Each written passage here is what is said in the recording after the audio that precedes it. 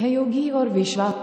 भामाशाह 1547 से 1600, बाल्यकाल से मेवाड़ के राजा महाराणा प्रताप के मित्र, सहयोगी और विश्वासपात्र सलाहकार थे। अपरिग्रह को जीवन का मूल मंत्र मानकर संग्रहण की प्रवृत्ति से दूर रहने की चेतना जगाने में आप सदैव अग्रणी रहे।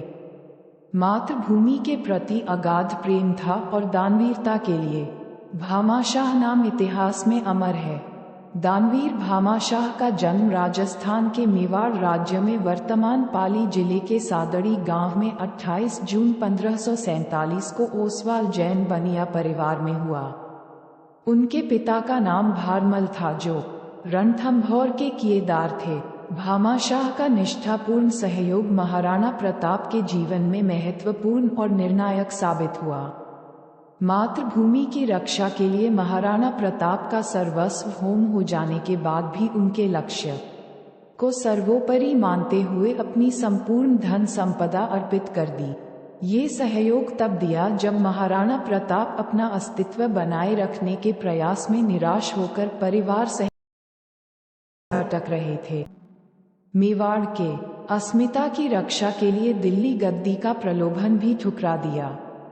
महाराणा प्रताप को दी गई उनकी हरसंभव सहायता ने मेवाड़ के आत्मसम्मान एवं संघर्ष को नई दिशा दी।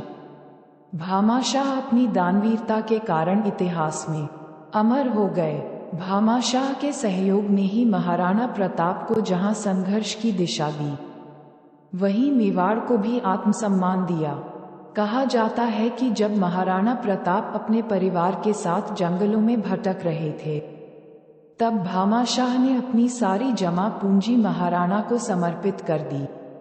तब भामाशाह की दानशीलता के प्रसंग आसपास के इलाकों में बड़े उत्साह के साथ सुने और सुनाए जाते थे।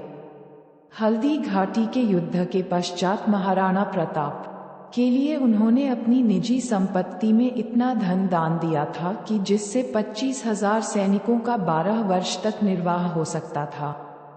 प्राप्त सहयोग से महाराणा प्रताप में नया उत्साह उत्पन्न हुआ और उन्होंने पुनः सैन्य शक्ति संगठित कर मुगल शासकों को पराजित करा और फिर से मेवाड़ का राज्य प्राप्त किया।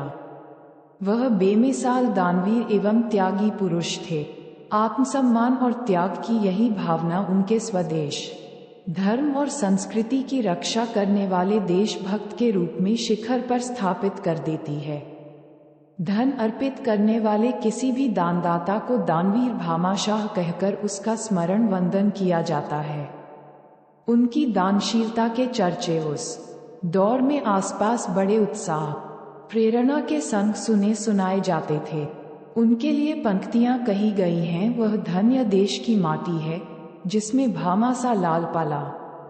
उस दानवीर की यश गाथा को मेट सका क्या काल भला। ऐसी विरल ईमानदारी एवं स्वामी भक्ति के फलस्वरूप भामाशाह के बाद उनके पुत्र जीवा शाह को महाराणा प्रताप के पुत्र अमर सिंह ने भी प्रधान पद पर बनाए रखा।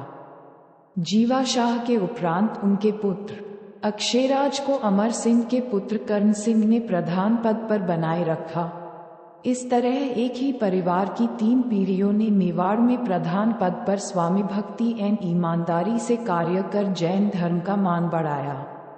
महाराणा स्वरूप सिंह एवं फतेह सिंह ने इस परिवार के लिए सम्मान स्वरूप 2 बार राजाज्ञाएं निकाली कि इस परिवार के मुख्य वंशधर का सामूहिक भोज के आरंभ होने के पूर्व तिलक किया जाए।